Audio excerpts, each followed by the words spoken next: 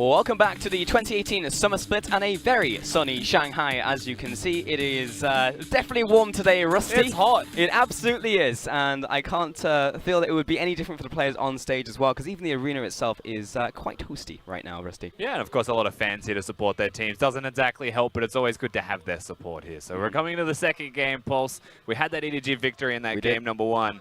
And they looked very good. They did, honestly. I mean, the early game, I was impressed that TOP were looking to challenge, but EDG, they stalled, they found their chance to strike, and they did so in incredible fashion. It was 2 fast punches, the 1-2 good night, and then EDG just took the game. And honestly, I would like to see them make it just a series 1-2 and win, and just not go to game 3 at all. That would put them in a perfect position, not only going to Rift Rivals, but facing RW later in the week. Absolutely. And of course, for EDG, whilst it was clean, there is that one taint on the record, the tainting scoreline there. I can't even speak. I'm losing words.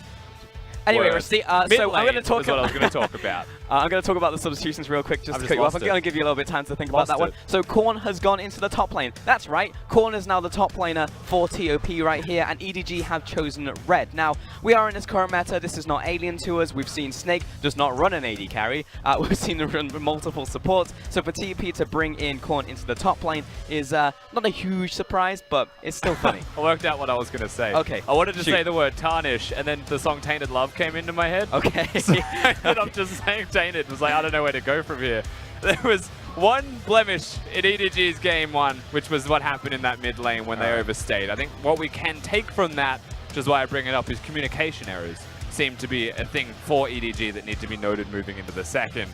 I don't think that Korn coming in for TOP does anything for the record, besides hurt them. I actually thought the Goot was the better mid laner anyway. And Korn, from what we've seen of him, and again, it's limited sample size from him to be fair, hasn't actually been all that outstanding. So what he does bring is assassin play. We'll have to see if he does bring out something along those lines. He was notorious for Fizz a long time ago, back when Korn used to play in his old club, Starhorn Royal Club as an example. Sorry, am I misunderstanding something? I heard Korn in my ear coming as a top lane, not mid lane. No, Korn for top.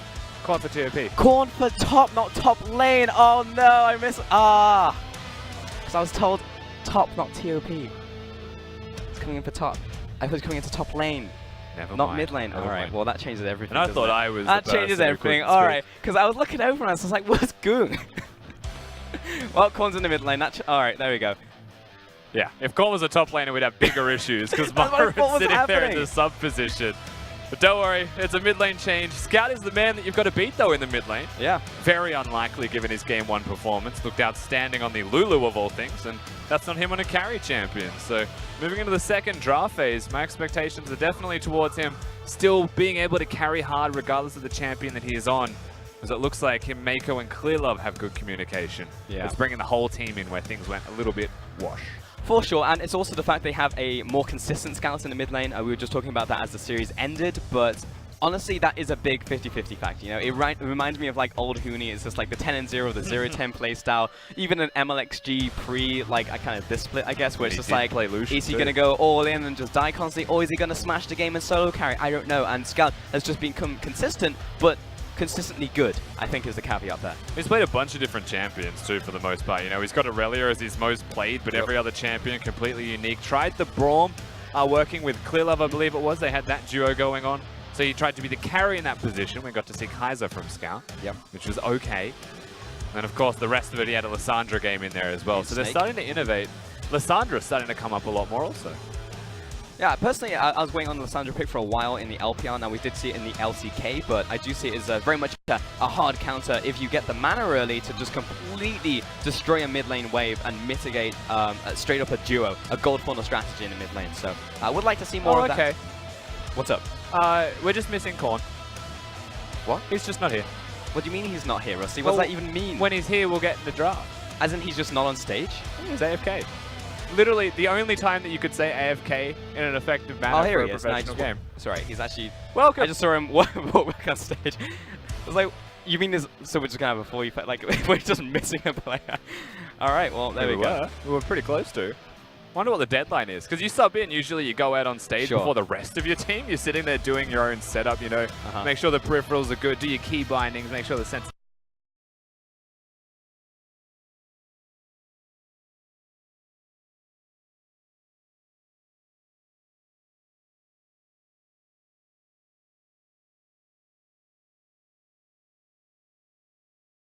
you would have been like, I'm going to be slow to the stage, guys. Just wait a hot second. I've got something to do. Yeah, if I went to the bathroom and I was in Chongqing the night maybe before. wasn't right, and then... That's the vaguest way that I could possibly explain that. I gotcha. Famous for their spicy food. Anyways, TOP back on stage now. Probably just having to do the key bindings and, of course, all the housekeeping stuff that you need to do, because I'm sure that he uses different hotkeys than Goong in the mid lane there. Make sure that he's able to face down Scout. This is the all-Chinese lineup from TOP. XX in the jungle, corner in the mid lane. Lies top.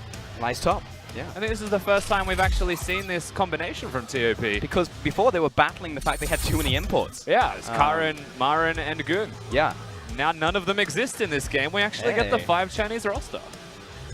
Something also to think about for sure going up against EDG here. And as you can see, we are about to head into Champion Select once more for our second game between TOP and EDG. Here we go. We've got the Lucian, the Zoe, and also the Lulu ban out from TOP right here. And EDG also take away the Talon. Something you actually have to think about when Korn is coming into the mid lane here, along with the Nocturne and the Vladimir towards TOP, as they look towards their first pick to Leah once again. Of course, we called Korn the assassin player, and that definitely still seems to ring true. I don't think we'll get the likes of the Fizz. I would be very excited if we did, but it's very unlikely. Talon, the one staple ban, it seems to be from EDG against Korn, so they've done their research.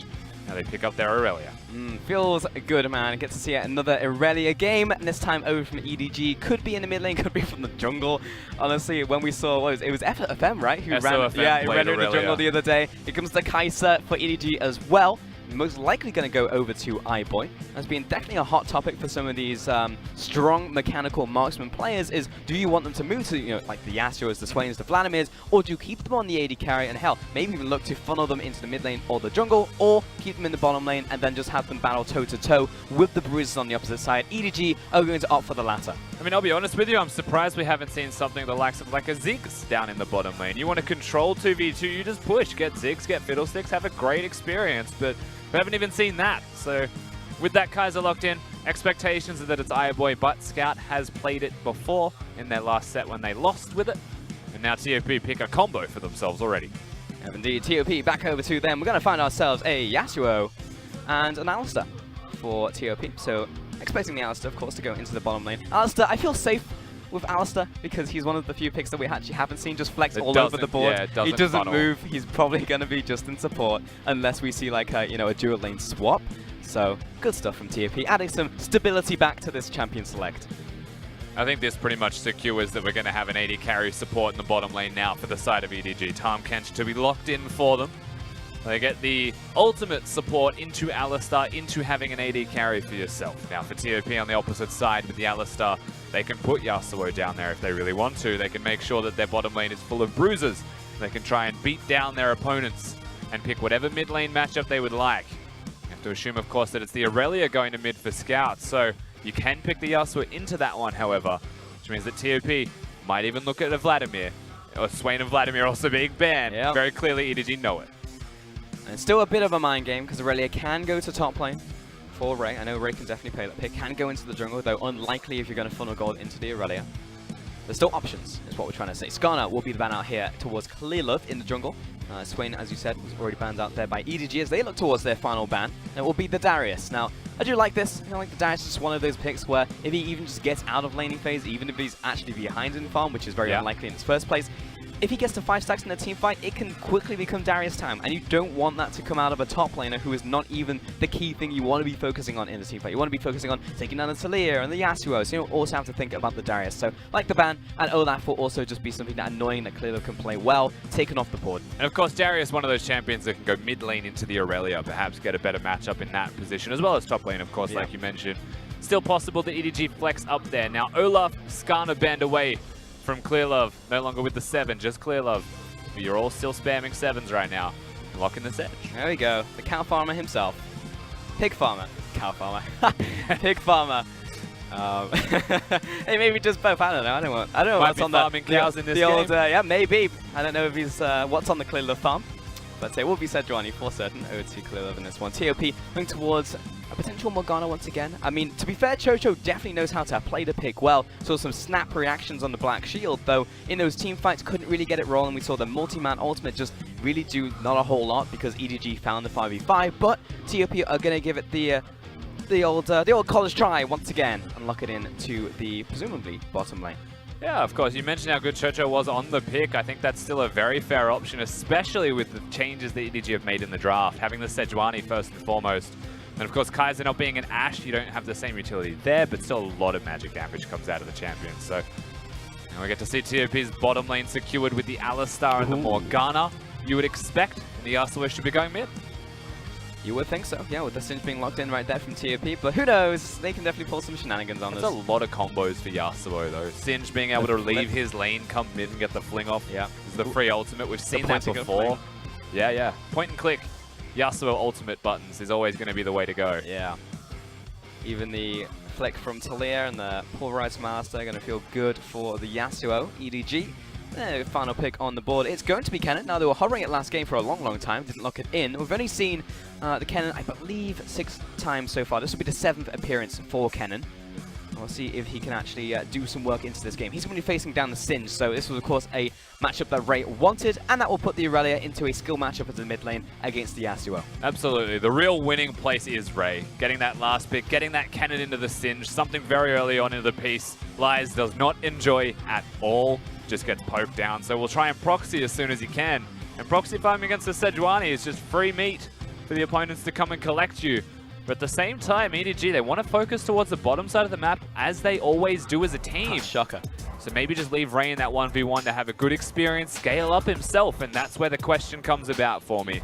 We see a lot of AD cannons. Is this the game where he goes AP after having a couple Doran's Blades because he's just going to be left to his own devices and wants the team fight? Maybe. I mean, if you look at the team composition, you got AP damage coming out of the Kaiser, but also a lot of AD, and then mid lane is just an Aurelia. So if you wanted to add some extra AP damage into your comp, the Kennen would be the way to do it for those team fights. And historically, what we've seen from them so far as a team, EDG have liked to opt towards the mid-game fight, play around those objectives, look for the big 5v5s, and also just stomp out this TOP composition again. Then it definitely could work. And personally, just as a fun thing to watch, I think that AP Kennen is way more interesting than watching a high attack speed Kennen just in the side lane just tossing out shurikens. Oh, yeah, absolutely. There's no reason to be an AD Kennen if you're looking for exciting gameplay, but AD Kennen in the Singe has the best experience. Yes. AP Kennen in the Singe starts to drop off just a little bit and can get bullied around by him at 2 items completed. So for the most part, you're looking at him expected to be AD. There's a chance when it's Ray, and there's a chance when it's EDG, as their compositions all revolve around the bottom lane.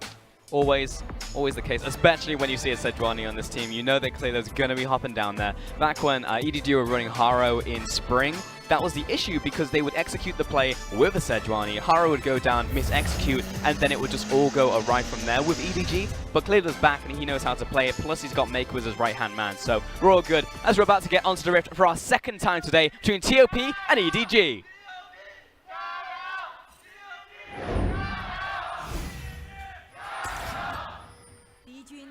Didn't even let him finish. Come on, man. It's 3 chances apiece, bro. You can't just step in there like that. I actually think the TOP guy tried to get his final chant in at the end, and it's gone. The moment's gone. That's some alpha cheering right there, coming out of the EDG squad. It's upsetting is what that is. Remember, these are fan clubs, by the way, Rusty, as in, like, this is organized. So I feel like they were ready to do that. The tactical takeover. Yeah, the tactical takeover. I don't think that one was too much the case, because we've spoken about EDG in this game. In similar to game number 1 as well, they're going to be fairly front-to-back style of play. Kennen can get flanks, however, and maybe get some cool team fights off in that respect. But for their opponents, it's not exactly your stock standard type of team composition to break down. The Alistar Yasuo is a sick combo, works with Morgana. When you look at their AoE, there's an abundance of it for certain. Their engage tools are harder to achieve at times, and maybe sometimes it's just a Singe that gets the flings off. And I think once we get items and levels for TOP, it's just, again, that individual performer type of plays to get those engages off, where for EDG, it's the composition that does it for them. Would you say I'm too far off the mark to say that TOP are actually in a set? Well, actually, hold on for a second, because Ray is bodying Lies in the top lane. That they're actually looking for something very similar in the sense that they are looking for those picks to initiate these fights rather than the flat 5-on-5s that EDG are looking for here. I think they can still look towards 5v5s, but I think skirmishes is definitely a point of power for them. Yeah, Yasuo Singed, we mentioned before in Champ Select, if that comes to mid lane, it'll be massive. And we've seen it before from, I believe, JD Gaming, when they had a Yasuo, they just went to the Singed lane and they bullied on the opposing player. And I think against a Kennen, that's actually an outstanding opportunity for them to look towards. So they can 5v5, they can team fight. I think there's an opportunity that they just try and take those skirmishes, especially early on, once they hit those level 6 marks. For sure, and this time TOP haven't gone for anything aggressive at the level 1. They didn't look for the invade on to Clear Love. They actually just went back into their own jungle, farmed this one slowly, looked towards the top lane, took the crab, very leisurely, see if there's anything he can do. But for now, XX is just going to farm through his jungle on his Slayer. We get a chance also to look at the mid lane here. This is going to be in Aurelia into Yasuo matchup. Now, we definitely both have our own thoughts on how this matchup works. I think we're generally in alignment, but I do think this is very much a skill matchup. It's absolutely a skill match. Every Yasuo matchup is a skill matchup, to be fair, as well. And same thing with Aurelia, who now bounces everywhere through minion waves. But for the most part, it's about wind wall usage. That usually dictates who wins the lane for the most part there. If you can get the stun off as Aurelia, you win. You just win by default. You get a reset on your Q, you've got Ignite. If you're the Yasuo, you can wind wall the stun, or you can dodge the stun and outplay it, then you start to get more control. Dash to those minions as you would like. And for the most part, that mid lane is pretty high intensity consistently against one another. You have to be constantly vigilant. And in lanes like that, it's very hard to pay attention to the minimap when you're constantly focusing on yourself, because it's a hard lane to play. It is, for sure. You're constantly thinking about the minion position, how he's setting up the wave. So if a jungler happens to just wander on by and out of vision, then they could just find themselves a free kill in the mid lane. We take a look at the runes here from Kennen. Now, we were discussing, is it going to be AP, AD? Well, actually going for Gathering Storm here as well for the Kennen, as well as the Precision Primary, looking for that triple tap on the press the attack, plus an extra attack speed. So there is a chance for him to transition, but from what I'm seeing here, it definitely could just be the AD It's hard to tell, yeah. It's definitely hard to tell. I mean, but all keystones work for Kennen. He's now trying to keep his distance, but a Sejuani's nearby anyway. Lies is just trying to play with him a little bit. But Kennen's also started Cult, and as has iBoy. So ultimately, as we get through the early portions of this laning phase, it's just about sustaining. Well, Cat's found himself a target in the bottom lane, and here comes XX as well, finds the flick as well. TOP with an easy first blood. It wasn't even a flash used by Cat. They just catch Mako out of position. They get the free pick, and they're able to push forwards with a big wave. And they're going to deny the wave away from iBoy. In terms of timing, brilliant from TOP. Great work and a big win. And it was just too perfect. I mean, they found the Tam Kench. It wasn't like they found the Kai'Sa and Tam Kench saved and then got the buy one, get one free special on the flashes. It was just the... He will go down with this ship. You absolutely will flash away from Cat's charge right there. Oh boy. He waved the he waved the white flag. Come on, Cat. He surrendered already. You can't surrender and then attack, Like, it's not really... It was a bait. Oh, got him, though. Stop the recall. Hey, that's still a win for TOP in the end. Stopping that recall hurts a lot, though, in terms of timing. Remember, through all of this time, Clear Love has been free to move in the jungle, as he please. And he's still behind in CS. He's controlled the top side, however. There's no jungle really there for XX at all. For sure. Plus the crab going to be taken, as you just said, and then moving towards the middle lane. I definitely think iBoy is the type of player to set up a full emote wheel.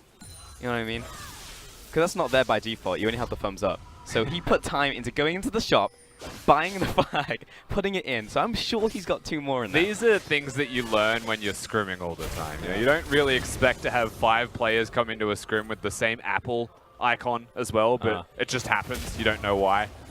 This is probably one of the best examples of that. He has the white flag because they thought it would be funny, and it was. It definitely was. Here comes XX into the top lane, dodges the flake. Ray standing in place on top of the Mega Adhesive, and Lies looking to push forwards but clear out the minion wave. So Ray successfully deflecting that gank, but of course had the level 6. Buys a recall from Lies, as well as the ultimate being even an added bonus there. There was the potential kill threat if Talia was able to hit that flick, so nicely done from Ray in the end.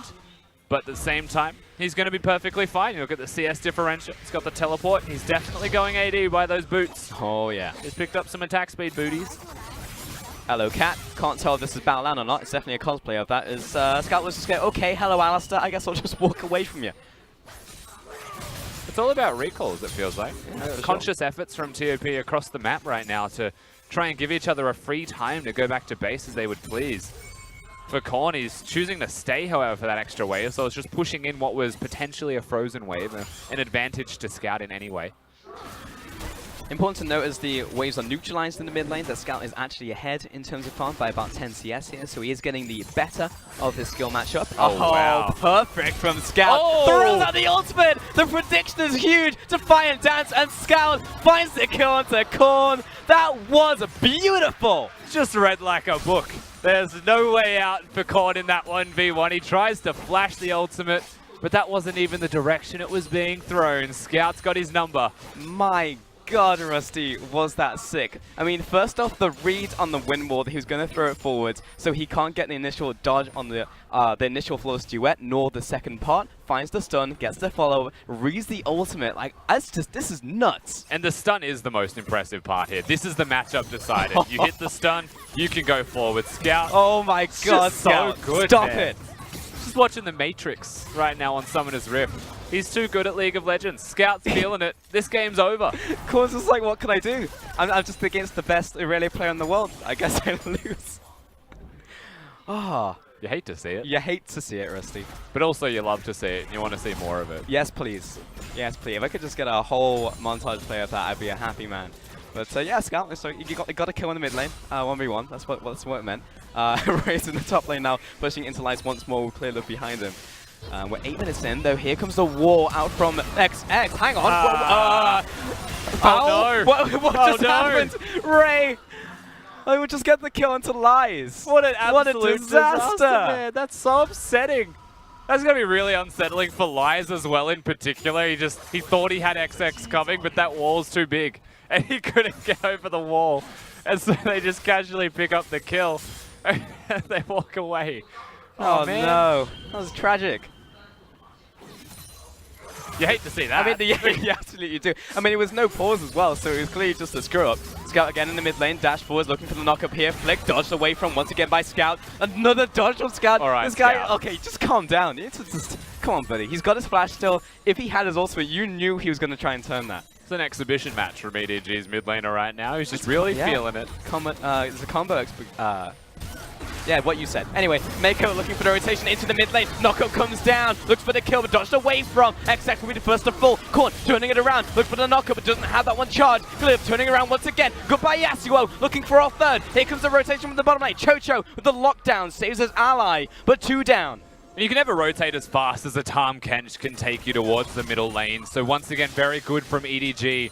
Picking up on that fact, utilizing it very effectively.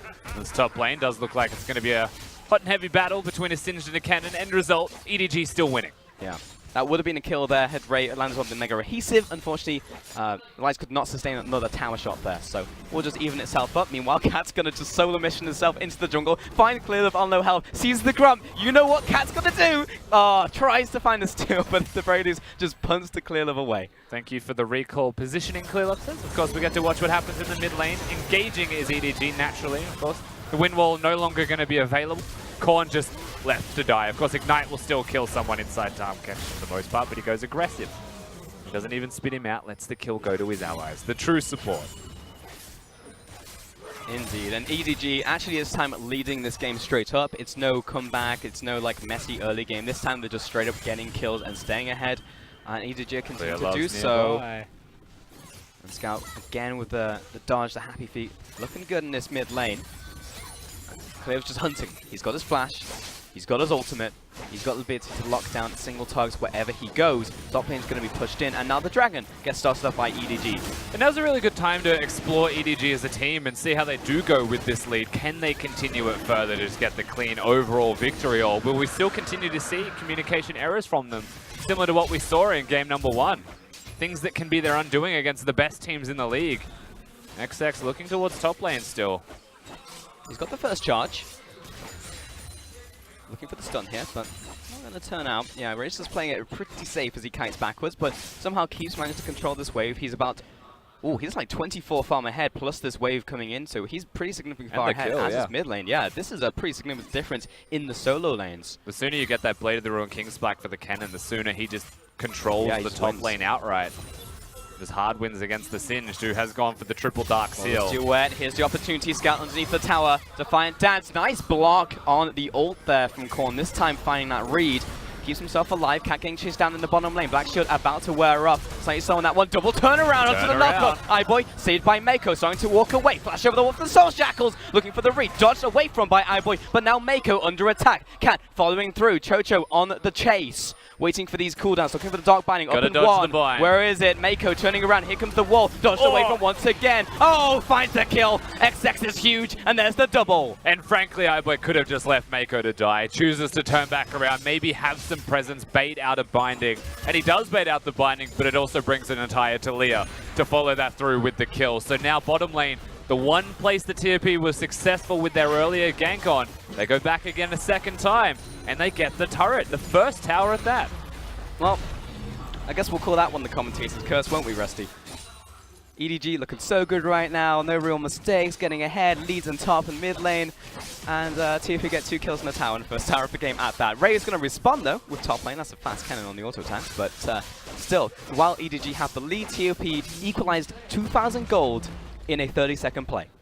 Certainly did. Of course, with that top lane going, mid lane turrets are still going to be super healthy because they're just bruises. Most of it happens through the bottom and top lane, respectively. You can see what happens here. Cat, the ultimate's gone. EDG back away from here. I mean, you take that. And then suddenly Cat flashes back forwards, turns around. You can see an AoE combo between them. And it was close from Chow trying to flash back over with him. Mako selflessly sacrifices himself to keep iBoy alive. And look at iBoy, he's hovering. He turned back around, he walked back towards him just a little bit, and opens himself up to potentially die and just gets bopped. XX also rotating while the whole play was happening from top side, so it was just a little bit too easy. Fish in a barrel there. As Cat's going to find himself Clearlove once again. Clearlove has seen way too much of Cat's face this game. He would definitely like him to stop invading him. So Chocho going to push up the top lane, Ray sitting in the bush, and will receive this one while he's got Clearlove behind him, feeling very safe to do so. And EDG is still in the lead in this game. That's important to note. They're definitely in the driver's seat, though the passenger is just occasionally coming in and swerving the wheel. Yeah, certainly. And that passenger is definitely just the bottom lane 2v2 trying to have some trades. Cat and Chow still looking good in this series. And once again, the Herald for TOP gets summoned in that middle lane. They're here to defend. This might be a mid lane tower. Shelly's going to get a full charge off at full health. Drops it low, but no double down from TOP. They don't know where Irradier is. They don't know where Clearlove is. So they'll choose to play it respectfully. And they're at item spikes, EDG, so TOP have to be respectful. You actually try and take that fight, you force that trade for the turret, you're against a Trinity Force, Quinzu's Rage Blade, well, End Blade of the Ruined King. Of course, no longer a stopwatch on the Tahm Kench, but no matter. Oh good. Mako setting up in the bottom lane. Clearlove coming in from around the side. Lies does have his flash. May need to burn it with the rest of the team coming in, or may not want to, because here come 4 players. Blasted over the wall, finds Moko and iBoy, but he's already back to his team. XX, Clark, and Cat as well. Here to defend. Here comes the Vanguard's Edge onto 3, but Defiant Stats is about to go down. Save out from the Tahm Kench, flashes away, spits his ally to safety. Ray on the backside finds Lies, looks for the kill, finds one. Irelia dead. Another Tahm Kench licking away onto Chocho, but it's XX under attack. Korn following through once again, finds one, finds 2, and Clearlove in the pit here on Ray, and a 1v1 finds it. Wins his trade in the battle arena, but we've chosen the wrong place, wrong game of battleships, and Cat is on his way out. Cat will survive, but the rest of TOP go down. A heavy trade from both teams. In the end, Ray just has a 1v1 against Korn. Is able to come out on top. Shows what it means when you can win these lanes, get the CS leads, get the item spikes, and utilize those to get the team fight. I don't think that was the correct timing there from TOP. They could have just walked away with their top laner intact, and still the fight breaks out. So what does that mean in total? Well, EDG still ahead, still won that team fight, but it's still scrappy. It's the fact that TOP is still fighting back as we take a look at the very start. Because this all starts off with what should have been just a clean pick here. Yeah, Clearlove uses the ultimate very early into the piece there as well, so can't follow up here. And now you back away if you're TOP, you'd say that's pretty good. Scout goes forwards, and that's the thing, they saw the kill. So they come back forwards, they try and make the play. Scout actually ints over the puddle, by the way. Just so you know. And then Ray comes in and carries the rest of the team. I just needed to make that clear because it looked pretty funny. And Ray comes in, finds XX, then also here gets the stuns off. His attack speed's incredibly high. No chance for the Yasuo to get the Q off. If your Q gets cancelled by a stun, it goes on cooldown. Wait, the third charge, really? No, just the Q in general. Oh, right, I see. Things I wish I didn't know. I mean, this is the thing, right? When you talk to, you're not like a one-trick, but somebody who's played a lot of Yasuo.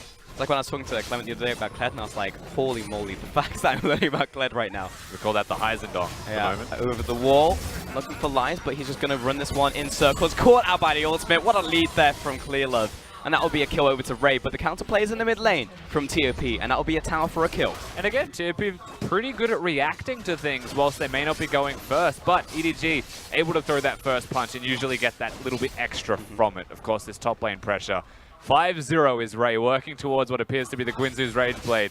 Cat, that's a deep closing round. Yeah, the noose is about to be strung No around EDG, following up onto the cannon. No ultimate to be seen just yet. He's dead already. Maker rotating to the top lane. Major sacrifice himself as well. Catfish not currently on the menu because he is escaping. Get to the chopper. I'm going to save you, Sage Clearlove, and that will be his partner in crime getting out, but Ray's dead. It's a 1-for-1. Mako undoubtedly has a lot of regrets with what has just transpired with his ultimate towards the top side. Ray, no flash. Clearlove, no flash. And I think Clearlove did the right thing in sacrificing his top laner, but that's just a big mistake from EDG in general. Staying an extra wave when it was mid lane to top lane, it's very short in the amount of time to translate between those two positions. So they get caught out for it, and the shutdown goes over. Big shutdown as well, because current Kennen was 5-0 at that point. Now he's 5-1. He's got the Blade of the Ruin King and is on his way to the Guinsoo's Rage Blade as well, but it's just that small little bit of gold back to TOP, which might come back to bite EDG later on. For now, though, Kennen's still being going to be very obnoxious in a side lane, trading up against someone. It's still only 1,000 though, Pulse. You know, realistically, the shutdown does mean a great deal because it goes over to XX or it goes over to Korn, and these players that'll be grouping up and taking these team fights constantly. As long as Lies doesn't die, maybe he can keep the Kennen busy. That's the game plan for him. But ultimately for TOP, if they can find the 4v4, their combo as a 4-man unit is massively powerful. For now, we are just setting up once again in this mid lane, clearing out this ward real quick. Actually just see EDG retreat back to their side of the jungle as TOP once again looking for a dragon. It's going to be just a Cloud Dragon right here, and XX, of course, very easily able to solo this one out. He's also picked up the Banshee's Veil for himself, alongside of his AP item, those Sork Boots. Of course, you can see what a bit of momentum does for you. XX able to be super strong right now, compliments of his nice early ganks in the bottom lane. Has translated himself into a decent lead over Clearlove. So a bit of extra jungle control for the side of TOP, nets them that one. Baron also up to 30 seconds is the place that all of the focus will start to shift towards, as teleporting members of teams will most likely want to go to the bottom lane, but not currently. It's still playmaking time. Not right now. Yeah, Scout's down there on this Aurelia with the, of course, Flash and Ignite. He's snowballing in his one-on-one, it seems. Yeah, but it also brings Korn down here as well. So it will mean a 4v4 if something erupts around the Baron area. And you're right, for now, iBoy is hovering around the mid lane. Ray is actually in the jungle. If we look at the TPs from the TOP side, actually very similar, as Scout will find himself the bottom lane tower. Just once again, evening up the towers. That one's a freebie. That one's a gimme for certain. They're grouping around Ray. If they can catch him in any way, then one of the strongest members of EDG goes down. A lot of the gold disappears off the map, and that opens up the door for TOP to make the plays. But at the same time, going to where Ray is going to where the strongest person on the team is. And if EDG are able to get around that fact, might be able to get the team fight. That's what you'd have to hope. It's maybe someone getting caught in translation, someone getting caught in that rotation towards a lane that could spark this one, be the catalyst for the fight. Because it's pretty obvious who we're going to be following. You know, iBoy's been following up. He's been powering up through this entire game, so he's going to be pretty big in this next one. Along with the cannon, along with the carriers, of course. Scout in the mid lane. We've got to be looking towards those for EDG. Oh yeah, and iBoy's also going towards that full AP Kaiser build. He's got that Stinger, most likely the Nashes. Even has a Dark Seal in there for stacks. Why not? You know, get stacks. Feel good about yourself. Get a Mejai's. Buy a house. Hey, buy your whole team a house. Clear deserves it. But on the opposite side, of course, Korn, again, doing the same. That was clean. Chocho, that 200 farm, in a much better position this game than he was last time. So we've got two big AP items. And Korn hasn't been horrible as a substitution for Goon. That's the most backhanded thing I've ever heard. It was not at all. I'm just saying he hasn't been horrible. Okay. Facts are facts. He hasn't been bad. He got solo killed, but he got outplayed during that solo kill. You have to give more credit to Scout than anything else. True. And he's well and truly coming into a Mako place. going to call out. He's going to flash out of the way, but Scout caught out in the mid lane and no one to save him. Defiant Dance coming through as he looks to flash away himself off of the Blade Surge. Turns around with the ultimate once more, but the team is not there to save him. TOP find the first pick, but here come EDG backing in from around the corner. Kennan's got the and they're ultimate. here to try and trap them in. Jumps forwards and clear level gets the lockdown onto XX. There's the turnaround. Big ult from Korn. And here comes Kennen. Saved by Mako. But EDG, they want out. They have nowhere ready. Get out of here, carries. And turn around once again. Boy. Oh, he goes in for the snipe. But he instantly dies. Comes in for the 1-for-1 Martyr trade. But that's a 2-for-3. And TOP come out trumps. They just gave no good options to EDG in the fight. It's an AD Kennen, so it's not going to deal the team fight damage in the same way. And Cat comes in so clutch. And you get to see what the combo of TOP can do. You get the Yasuo, you get the Alistar, everyone goes down. Very nicely done. And just to reiterate, that was a one-team fight for TOP there. They just took down a mid-lane turret and now have control over the mid part of the map. Remember, Baron is on the board. We're 23 minutes into the game. TOP have for now, the advantage. We're completely evened up in terms of gold. We've got a lot of carries on the big carries. You look towards a 6, 2, and 4 Talia now. Yeah. And again, we're looking at Cat, but we're also looking at this setup. So note that Scout, once again, flanked by Cat, caught out of position, lives for an exceptional amount of time when perhaps he shouldn't have. Uses the ultimate, has the stopwatch there. And this is about killing the one split member before the rest of the team groups. But note that Cat has flash and pulverize throughout all of this. So the combo is on, and you're about to see that combo. Very nicely done with the Yasuo. Just clean League of Legends. Really, really nice stuff up for them. And for now, it was just damage control. Honestly, for EDG, just needs to try and get out. iBoy was just like, all right, what can I find off the back end of this? Who can I snipe? Well, I can take down the Yasuo. But again, that was another shutdown because he was 3-1 at that point. Another 500 gold to XX. The thing is with iBoy, it may look like he just went for a power in an attempt to trade, but he had no way out. He actually only had the ultimate to use to get to safety. And there was no way to ult backwards. He saw one option. It was to go forwards and make a trade. And in that decision, in that clutch moment, he went for it. I think that was the correct move from iBoy, whilst it may not have looked correct. Yeah. Better than dying for nothing. Also, shout outs to our observer. Oh, hold on for a second, because Cat just flashed over the wall, or Hex flashed over the wall. I was just going to say props to our observers there, catching the fact there was a pick onto Ray there. Another kill went over to XX during that replay. There was an opportunity for TOP to move towards the Baron. Instead, what they get is control. They've managed to get all the vision down and now zoning EDG away from the Baron pit and are looking towards the top lane tower. This is, again, an outer turret already essentially dead. A Scout has found lies in the bottom lane, flipped over the wall and stunned. Oh, Singed, what a champion. And this is not a teleport Aurelia. This is an Ignite Aurelia. Cannot assist the team as readily as Lies can. Even at half health, he's going to be more useful. Stop that recall. For a second, it looked like they were going to go for him. The rest of his team had gone back to base. Yeah, I'll be honest, I was scared for a second. It looked like a Fiddlesticks ult. Yeah, Corny used to step up and clear that minion because now it's already dead. Before he actually realized what was going on, the tower was already dead because Kennen was tanking the tower. Huh? Listening to a cannon with that fourth auto hit turret is very annoying. Because it doesn't proc on the tower, so yeah. We are at 2 item spikes though for the mid laner of TOP, someone who hasn't had the best experience. But having that Sterix gauge gives you team fighting. You know, you go into the front lines with that, you'll survive for a bit longer. And that's the name of the game here. TOP, they're kicking off the Baron, but this one's been spotted out. Nice stuff from EDG with the Sixth Sense kicking in there. Every time you look at Ray, he's just auto-attacking an objective. Oh yeah, he really is, isn't he? No one's stopping him at all. TOP grouping up as a 5-man right now. It does give an opportunity for EDG to group as they please, though. And we're looking for that setup from TOP. Can it get this big knock-up from Cat? He's 0-0-8 right now. Got a license to knock up. And TOP, they can get the follow-up from the Yasuo. And of course, the Morgana chiming in as well. The Wombo combo could be enough to swing it in their favor. Though the amount of playmakers on EDG, there's always a chance for them to come back.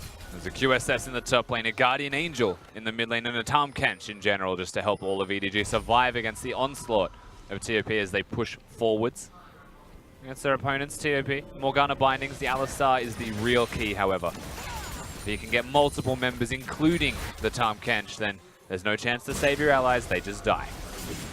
Just game over. And right now, it's 26 minutes into this game, and TOP are actually poised. If they manage to take a fight right here, because they are absolutely in control, the Passenger has taken over, then he could at least find an inhib, if not more. I mean, next team fight for TOP is control of the map. For EDG, it's just equalization. That's what they need above all else, because they're losing control slowly and surely. And there's not even a Baron being looked at right now. It's just objectives. Yep, Cat just holding the door open for his team. And will continue to push forwards. He's going to get health back anyways from his old relic. Plus the fact he's Alistair gets the triumphant roar. So it's a little tower down there. They're going over to Baron. We're going to actually start this one off over EDG. No vision. This is super cute from EDG, but it looks like TOP are aware.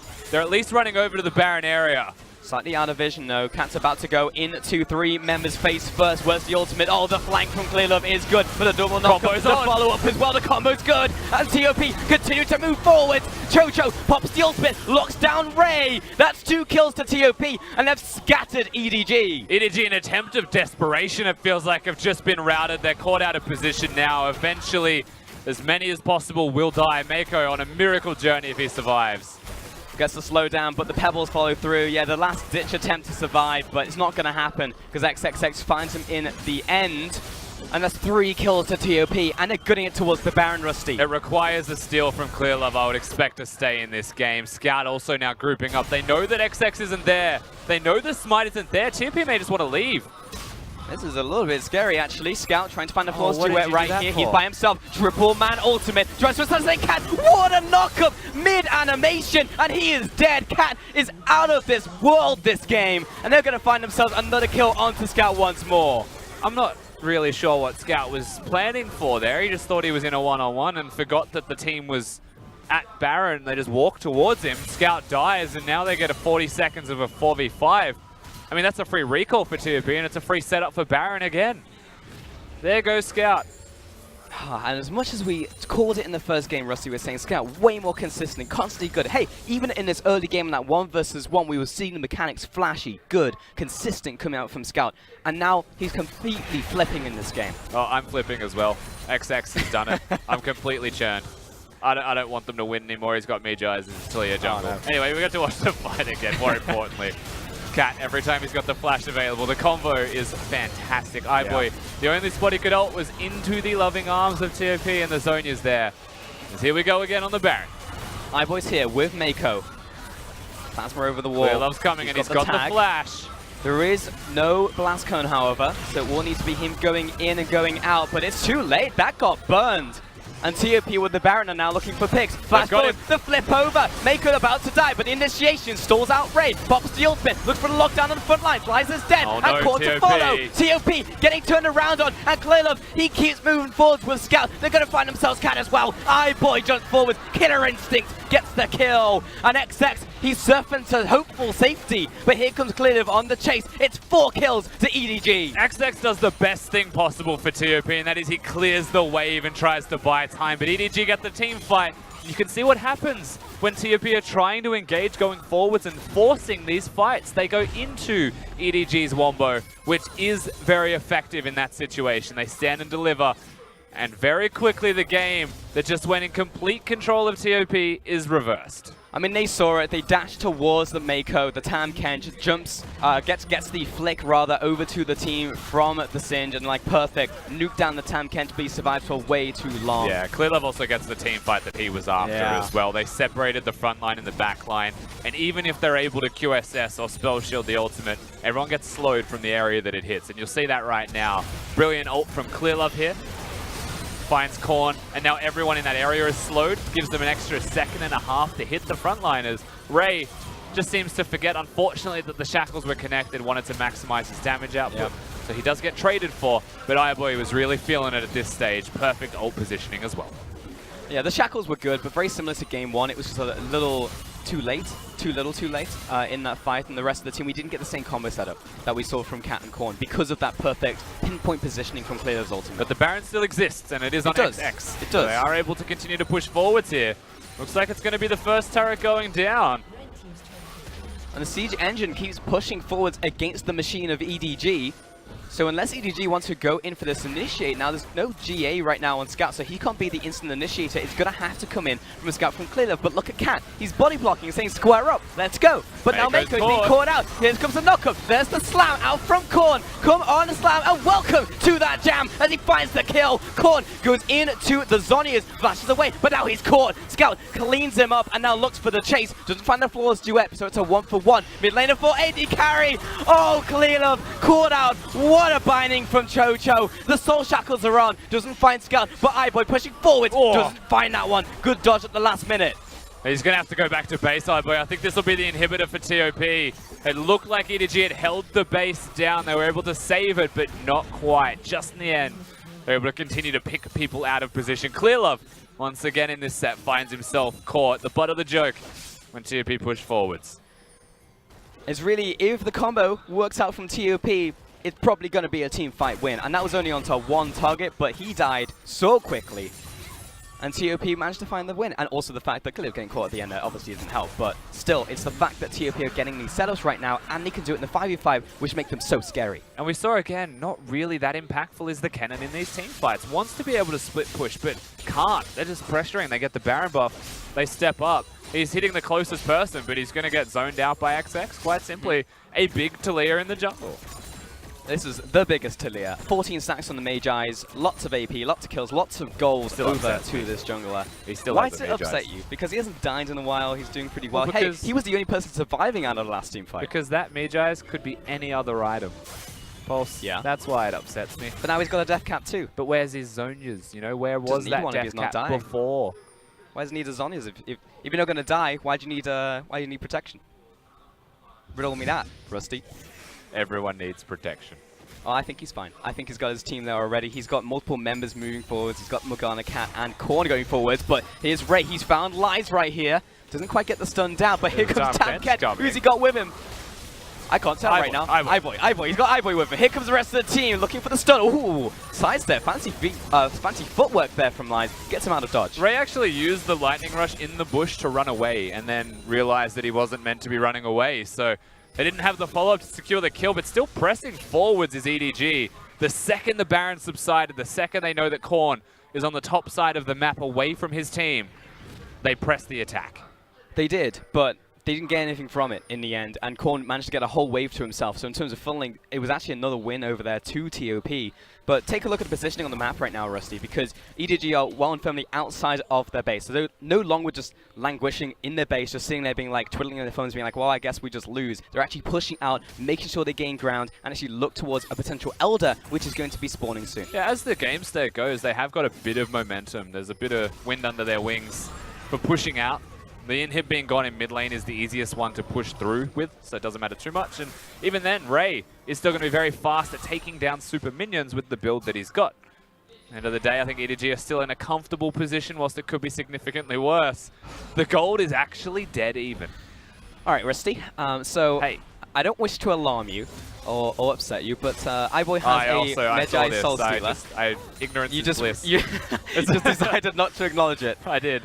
Well, now you have to acknowledge it, so what do you think? I was more upset at the Talia jungle having it, because the last time we saw a Talia jungle pick it up, they lost 5 minutes later, and he went from all of his stacks to no stacks. Oh, come on. That's unfair to put that on XX. That's not his fault. But that's what I'm doing. All right. I mean, so why is it okay on iBoy's Kalista? Kai'Sa? It's not.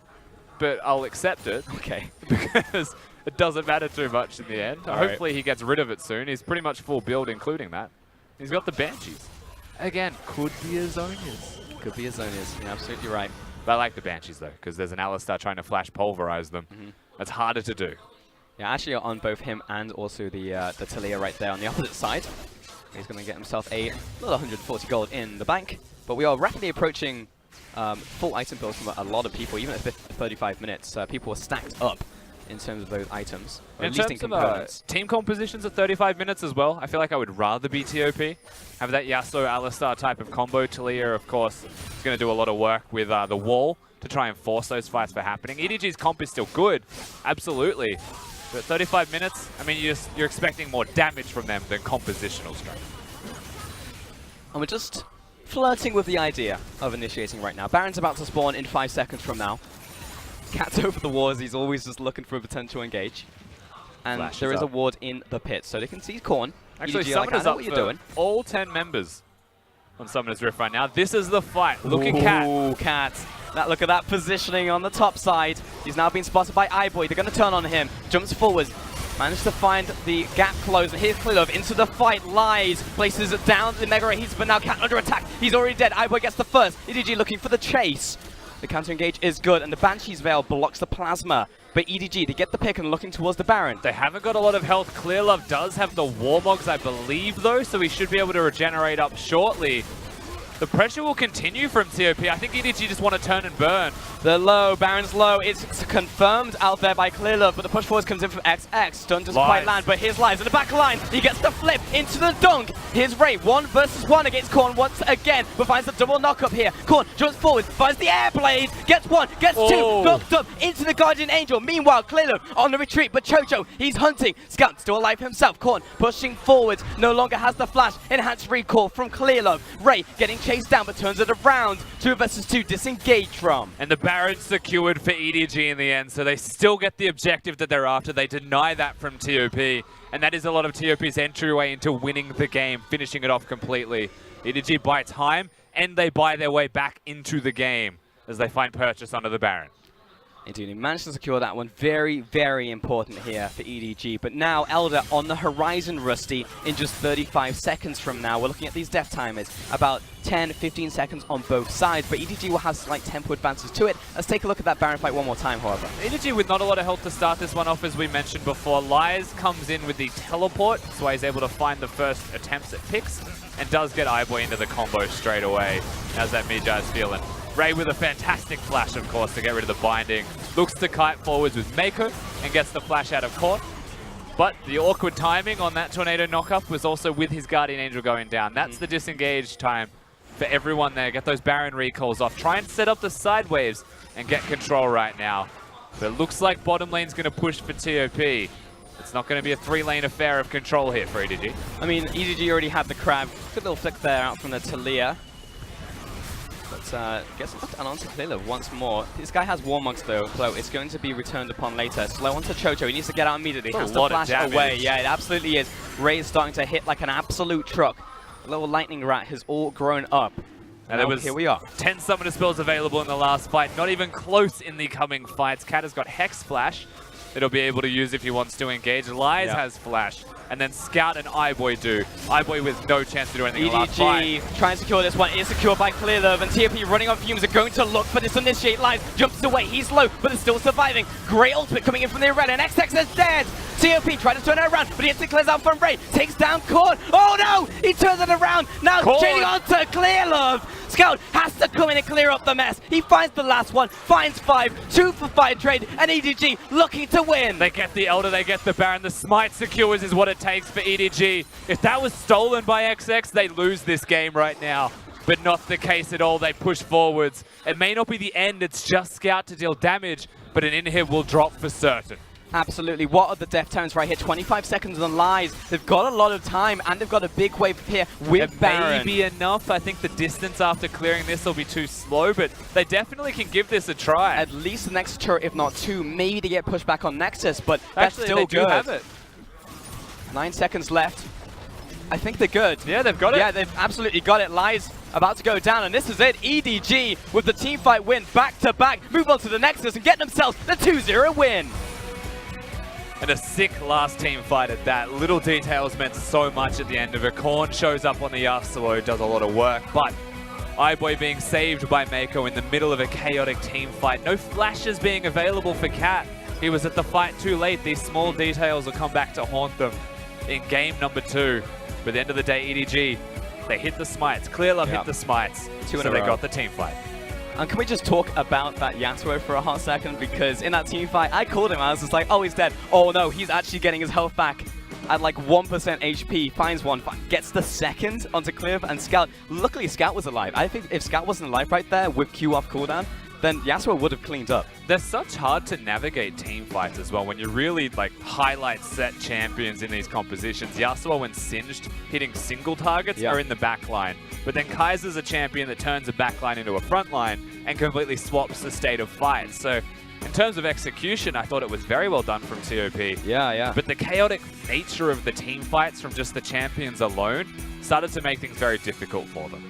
I agree. It's a bit of 50-50, right? Because we even called it in the early game that we wanted to see TOP go for some of these skirmishes. They feel much better in those situations. And that's very much what we had in that final fight, was essentially 2 skirmishes. Yeah. But you're right, because of the chaotic nature, a more veteran team like EDG can navigate their way around it better, even though the composition from TOP was more suited to the situation. This whole best of 3, the 2 games that we just watched, iBoy is not the MVP in either of them. Mako did a lot of work in keeping him alive, though, to deal the damage that he dealt.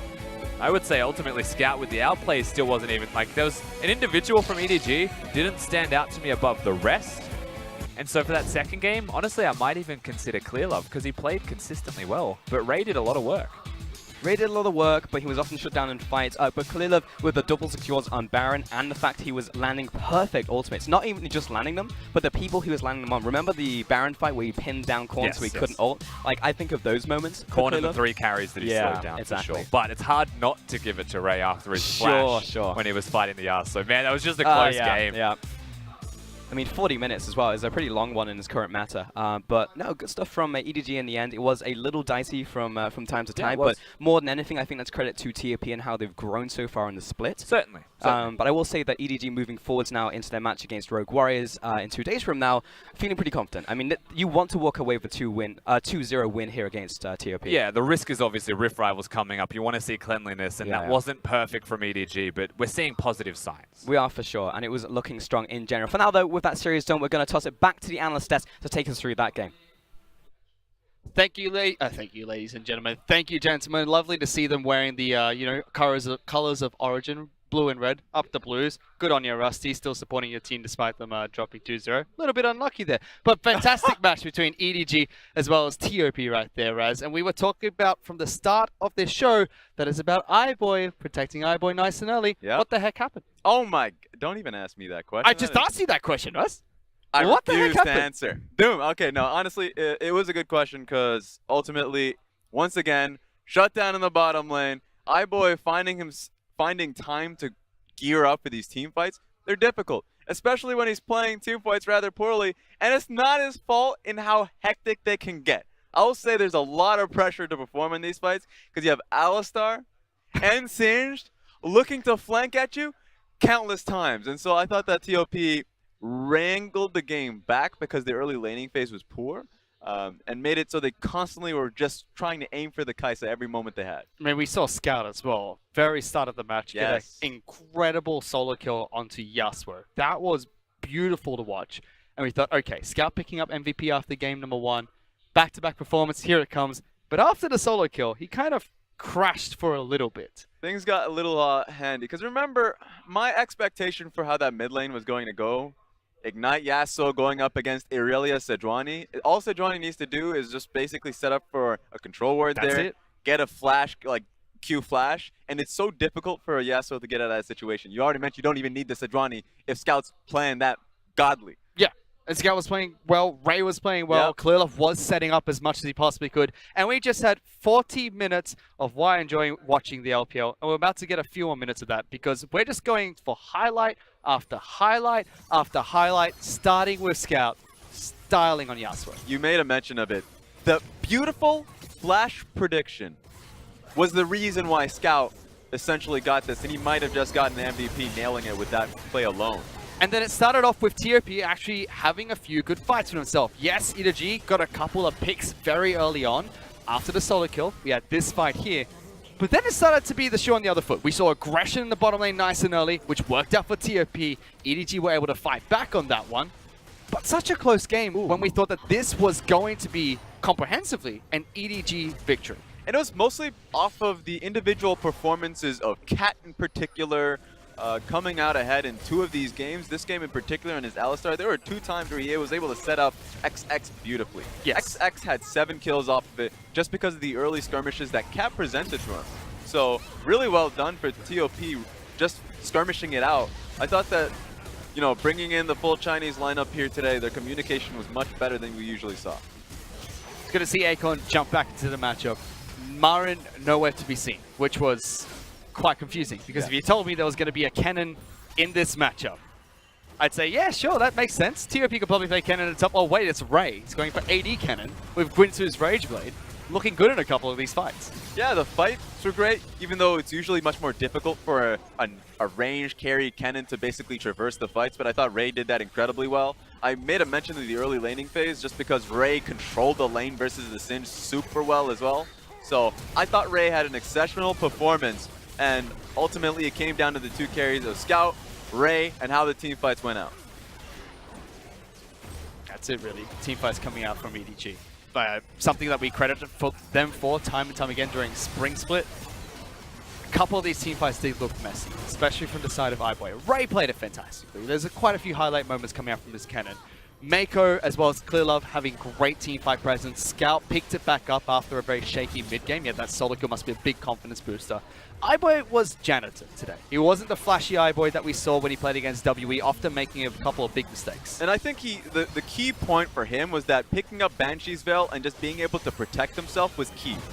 Plays like these happened, and even though this ended up turning into a one fight, he was at least alive for the majority of it so he can output damage. In the previous fights, he would get picked off immediately, and he needed the Banshee's Veil. So you saw the flank plays coming out of Singed, in particular Alistar. The moment Alistar came in and he had Banshee's Veil, that play was completely cut off. So finally, it was iBoy that was available for the fight, and EDG could win. Yep, Cat thinking he was a ninja in that second last highlight that we just saw. Unfortunately, he's a cow, doesn't work out. Final team fight around the Elder Dragon. Again, iBoy getting cashed out, but Mako, time and time again, making sure that he's there to protect him. That's what we see from EDG during the laning phase, and similar to what we saw from them in the team fight in that match itself. But that was beautiful to watch. Back and forth between TOP as well as EDG. Scout, however, still picks up MVP for game number 2. I mean, yes, the solo kill was impressive. His team fighting was great. But man, Maker's been robbed here, Raz. Yeah, because we always forget about the plays in between for Scout, because remember the mechanical plays, as you mentioned, in the laning phase, in the team fights, but there were times where he just got caught out, and it was Mako that was consistent. I can understand that. I can respect that. But the man of the match respects the flashier players. And Scout was pretty damn flashy that game. It was flashy. It was an action-packed match. And this is why we watch the LPL. On top of that, we've got the LPL going to Rift Rivals, Raz, going up against the LCK as well as the LMS. That's going to be beautiful to watch. But is EDG actually in form for it? Because they've been a little bit shaky in their match against TOP, a little bit of inconsistency over the past 2 weeks as well. Are they ready for Rift Rivals? Based off this week alone, no. Remember, being a C2 team means you're going up against a Freak of Freaks. That's going to be the major point that they're going to look towards, and I would say that already looks rough. One thing that I would love to see out of EDG is just to clean up a few of their team fight plays, because there'd be times where they win out team fights and be a little bit too greedy. I'm looking at specifically Clearlove that happened in game 1. And in the second game, they were essentially ahead in the laning phase, and they didn't get the control wars down, tag teaming between Clearlove and Mako. That's what we know them for. It didn't happen this game. Very shaky coming out from EDG, but they're going to be joining Invictus Gaming, RNG, as well as Rogue Warriors going today. If my quick maths are right, 3 + 3 is 6, and that's how many days there are left until Rift Rivals starts between the LPL, LCK, as well as LMS. And we have another team playing later on, Raz, right after this match. It's going to be Rogue Warriors taking on WE. That's going to be a fun game to watch, and also a preview of what's going to happen at Rift Rivals. Yeah, and it's going to be sick to see if WE can even withstand that pressure coming in for Rogue Warriors. I don't think so. Because they've been a little bit shaky. We'll get into that match as soon as possible, but for now, let's take a quick break. We'll be right back.